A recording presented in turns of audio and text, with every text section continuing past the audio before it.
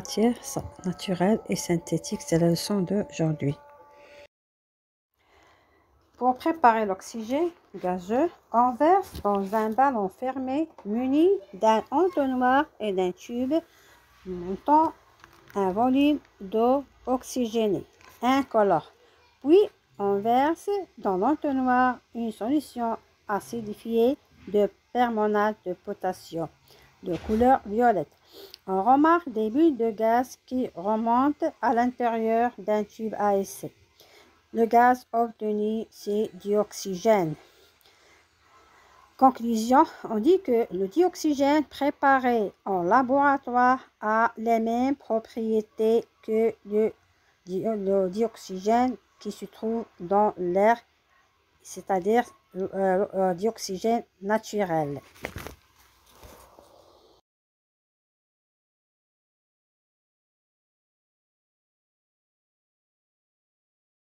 Dans cette expérience, on utilise un morceau de charbon du bois que l'on pose sur un réchaud à gaz jusqu'à ce qu'il s'allume. Puis, on le met dans un flacon comme le montre l'expérience. Au bout de quelques secondes, on sort le morceau du charbon du ballon et on y verse de l'eau de chaud. On remarque que ce dernier se trouble. Le dioxyde de carbone est responsable au trouble de l'eau de chaud. Le dioxyde de carbone préparé en laboratoire a les mêmes propriétés que le dioxyde de carbone que l'on trouve dans l'air. On dit que c'est du dioxyde naturel. Pétrole et ses dérivés. Le pétrole est une substance naturelle extraite de gisements souterrains, que ce soit en mer ou souterrain. Les composants du pétrole sont séparés après extraction dans des raffineries en adoptant le processus de distillation des carburants liquides qui sont utilisés comme carburant pour les voitures et les camions.